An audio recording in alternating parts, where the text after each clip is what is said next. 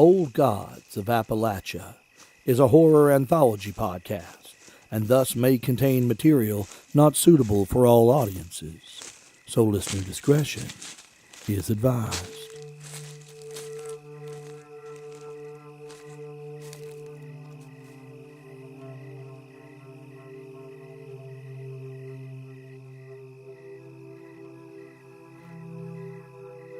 And in these woods, there are two queens. You notice I said woods and not forest. No one says forest around here. These are the woods and you damn well know it. Well, anyway, the queens. The elder of the two knew the ways of the wild and used them to live far beyond her years, to bend half the land to do her bidding. They say her dwelling sits in the middle of a valley so overgrown that men cannot walk it without being torn to bits by sticky vines and brambles, their blood leaving an easy trail for the greater things that serve her. Her part of the woods smells of the rotten cucumber of copperheads, and the air carries the sound of bears popping jaws and every other warning that these woods are not safe. Hanging food from a tree branch will not save it nor you if you are foolish enough to try to camp here. Both will be scented, found, and taken. She watches you here. She has snake-bite and mauled bodies. She has never known death and probably never will. Yours will only feed her and make her even younger and full of sap. She is not to be sought, and we call her the Witch Queen.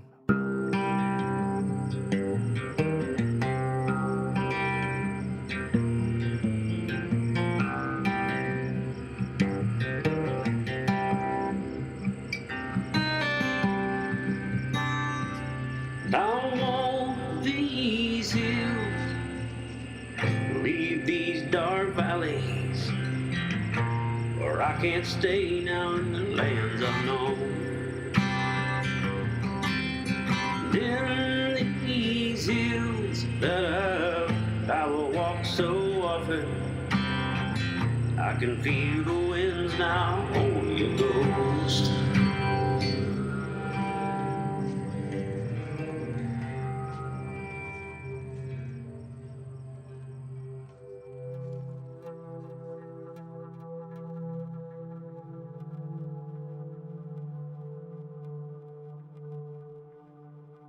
Long before there were towns in the stretch between Kentucky and Virginia, there were settlements and camps, handholds dug into the side of a mountain scrambling for purchase, desperate church camps and abandoned dog-hole mines that more often than not dried up and passed back into the dust without anyone ever noticing.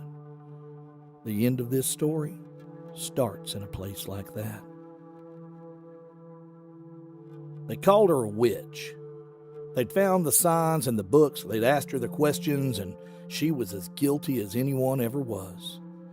Problem was that the good people set out to found a religious settlement in what would eventually be Jacob County, Kentucky, called themselves the blessed folk of his unending and undying gracious love.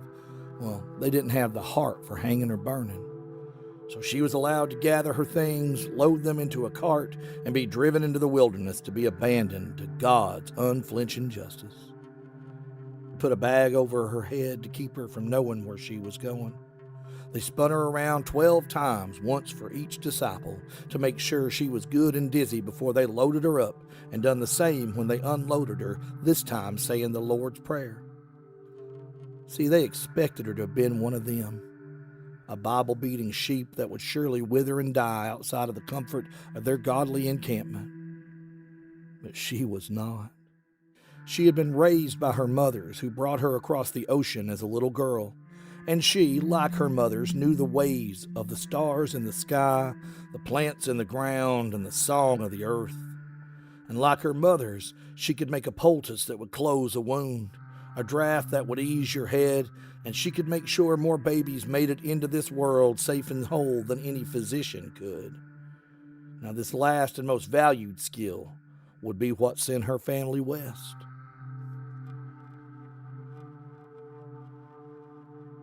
Scandal had erupted on the Virginia coast when the two pretty dark-haired sisters successfully delivered twins to a local official's wife who had lost 3 children in childbirth under the watch of the well-known and respectable local doctor. The doctor, in the time-honored tradition of men who have been exposed as incompetent, had promptly called them both witches and called for their blood. And thus Edith and Catherine Dooley had taken their daughter and set out to find a quieter life in the mountains far from the good folks of Williamsburg. They found a caravan of kinder and significantly poorer folk making their way to the Cumberland. A week into the mist and rain of the long trek, Edith took sick.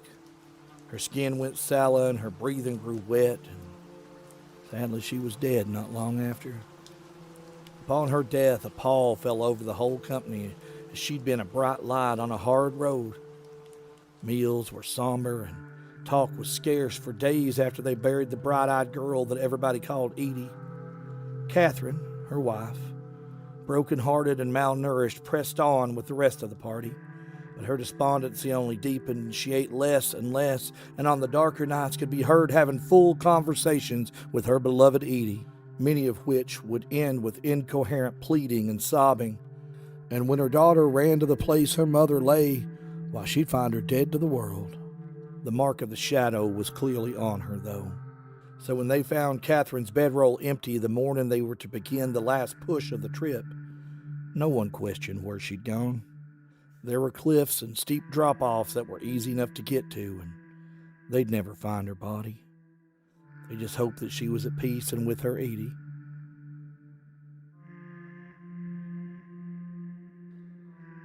The company moved on, taking the pair's almost adolescent daughter with them, a quiet, intelligent girl, quick with chores and gray eyes that saw through most people. And you've doubtless noticed that we've not said the daughter's name, even though this pretty much is her story. It's not that we don't want to tell you, we can't. No one ever wrote it down, and nobody ever passed it down. There's no family Bible, and where this story's going, that's probably for the best. So bear with me now.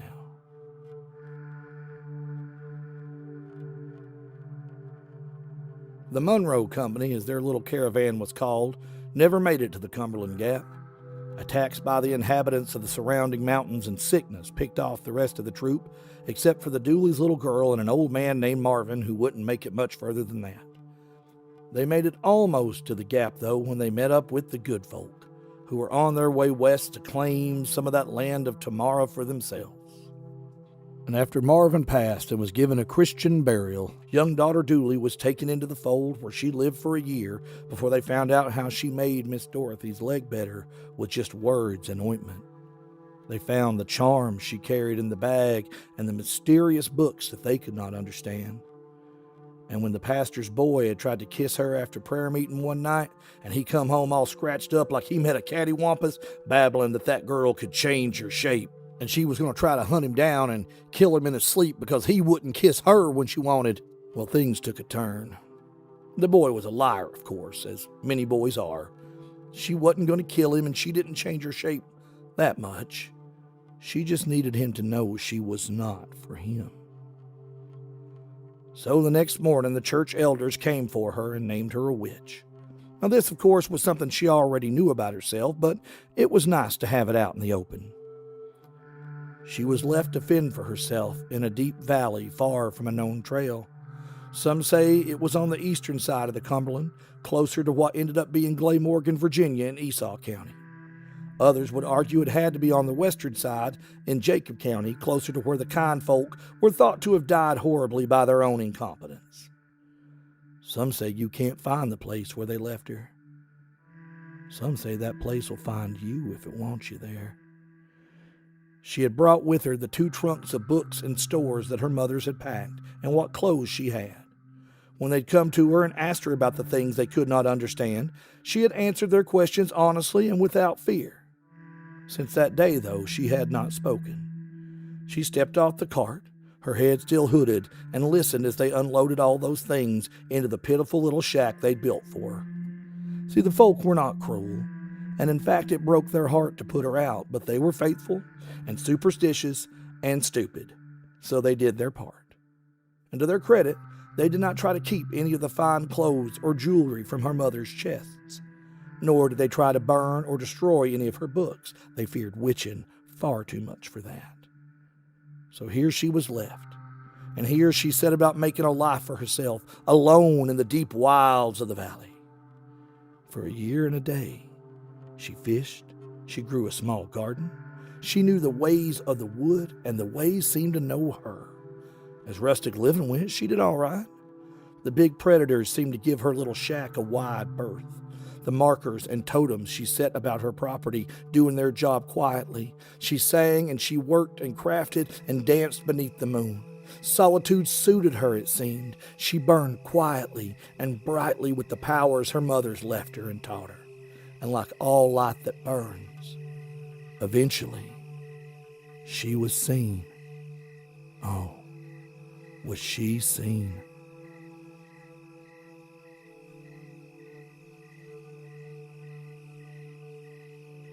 The first night was just after the winds had shifted and the night started cooling.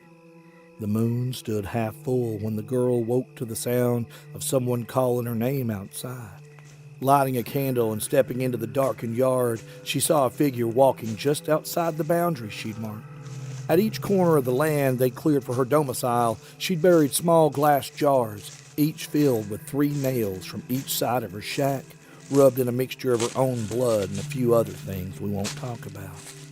She knew what or whoever this was, it would not be able to cross. "Hello, my love," said Mama Edie from the other side of the property line. "It's good to see you." Mama Edie's voice held on to a little bit of the old country, and it made her heart ache to see her first mother's face. But she knew that Dad was dead, and this was not her ma. Whatever this was, though, it thought it was clever. "Oh, hello, Ma. Been gone a while, have you not?" "Yes, child. We've missed you so, your Mama Catherine and I.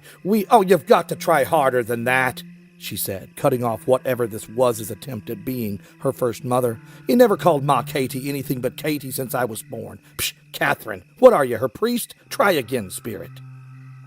And then she turned, went back into her house, and went to bed. The next night the wind blew colder, and a waxing crescent moon peeked in and out of the passing clouds as the noise at the edge of the yard came again. Again she went to see who was there. Ma Katie was sitting beside a fire set right outside of her wards. "Oi, smartass, come over here and help me put this meat on the fire." Sure enough, Ma Katie was struggling with a haunch of spitted meat, unlike anything they'd had since they left the Chesapeake. "Oh, I wish I could, Ma, but I've been living hard out here since you left me. My feet and my back are all achy and stiff. Why don't you come in and set a spell? I could make us tea." She smiled archly at Ma Katie, who glowered at her. "Are you completely stupid, spirit? I made sure to think about how Ma Katie would love nothing more than to roast me a bit of lamb all day, and lo, here you are. But you don't know her at all, do you, spirit? Ma Katie couldn't abide lamb. She couldn't have it, couldn't smell it. Made her so sick she'd shit out a Bible, she could.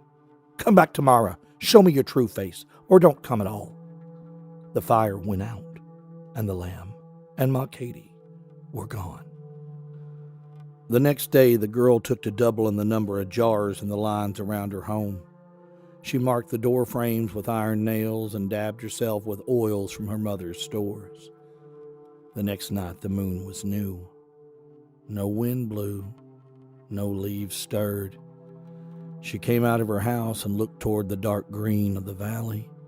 The dense tangles of briars and brambles, pickers and stingers, swampy bits with snakes and looming tree shade thick with spiders. The woods stirred. The sound of something large came to her from deep within the wood. Louder and louder it grew until the largest buck she'd ever seen pushed out of the trees. Its coat was black as soot. Its hooves were wet with a viscous smearing brown. Its eyes burned with a foul blood-colored light. But the thing she could not look away from were its antlers. They were amber, translucent and honey-colored, pulsing with a low, poisonous smolder, bits of ash falling from them here and there. It came to the edge of her boundary and reared and snorted, its wet hooves snapping against the invisible barrier, and after a moment it settled and met her eyes evenly. "Hail, spirit," said she. The voice that came to her tasted old. "Hail, witch." And then, "I am no spirit." "Hail, demon, then," she answered. The thing laughed a laugh that sounded and smelled like drowning. "You have not a name for what I am," it purred. "Some would call me..." And then the thing made a sound that might have been a word but felt more like a blow, and she flinched away from it. "I come to offer you much, little witch. We see that you have kinship with this land. We see it feed you. We see it keep you safer than the fools who put you here." "Aye," she nodded. "Then you know who and what my mothers were, and what I am. I'm just fine out here, and I've drawn my lines and set my house, so there's nothing I need from you. And don't offer to let me see my mas again. They're gone. Playing mummers with their faces is just cruel, and it won't get you anywhere. You said you had an offer, so say true or be gone, beast." The great stag paced the line of her marking. "You speak true, little witch. Death is death in this place, to the point that you speak and understand. But what if you never had to know its sting?" "You sound like the church people," she said. "You want me to read your Bible, sing in your choir?" she teased. The black buck pawed the earth and snorted derisively, its voice rolling back into her head like rancid milk. "There are more books than you could ever read, little witch, and we could give you all of them and more. We have knowledge of ages. We have power. We have tutors who could teach you things your mothers could never know. More importantly, we could give you this land." "I got land, beast. Don't you see my fine palace and my sprawling manor grounds?" And she gestured grandly at her humble holdings. The beast chuckled, a vulgar and carnal sound that made her tingle and blush. "You hold this little patch for now, child.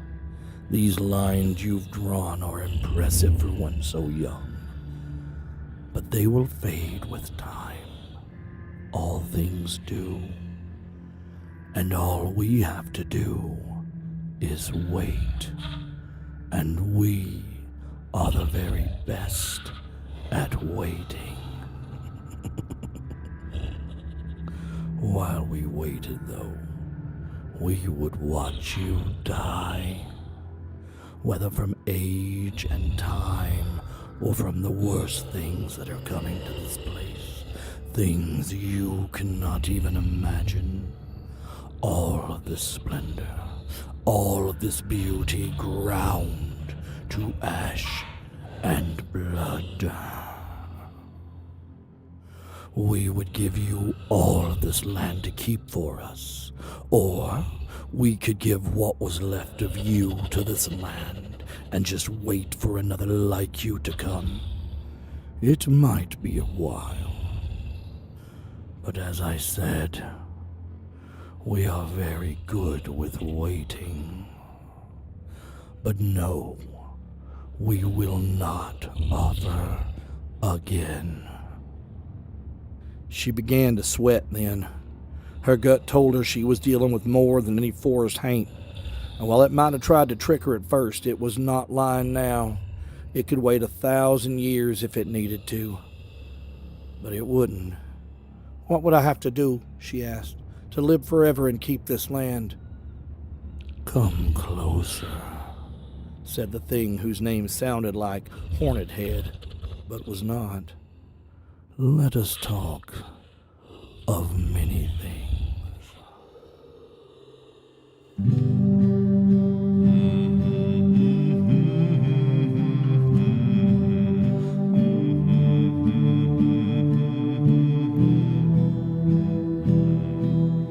Guided by something I cannot describe, foggy lonely, dark presence been choking my mind. The strings hanging down from heaven above, poking like pitchforks in a pure white dove. Through God's dark heaven go I, through God's dark heaven go I. Through God. We hope you've enjoyed this first full-length foray into the world of Old Gods of Appalachia. It'll be a while before we return to these woods, but we hope you keep our young witch friend in mind as we move forward. Old Gods of Appalachia is a production of Deep Nerd Media. Our intro music is written and performed by Land and Blood. Our outro music by Those Poor Bastards. Today's story was written and performed by Steve Shell. Complete your social media ritual and follow us on Instagram and Facebook as Old Gods of Appalachia and on Twitter at Old Gods Pod. If you would like to help us complete our transition from the immaterial plane to the material and score some wondrous treasures for yourself, consider supporting us on Patreon. A few dollars a month will send shadows fleeing to your inbox, then your mailbox, then your mind, then your heart, then your soul. www.patreon.com/oldgods of Appalachia. For more information about the show, including creator and cast bios, source information, and exclusive bonus material, visit us online at www.oldgodsofappalachia.com. The walls run with blood. Oh, this house is a cancer. And in this abyss, I've lost all control. Is this path to glory? It's so hard to tell. Through God.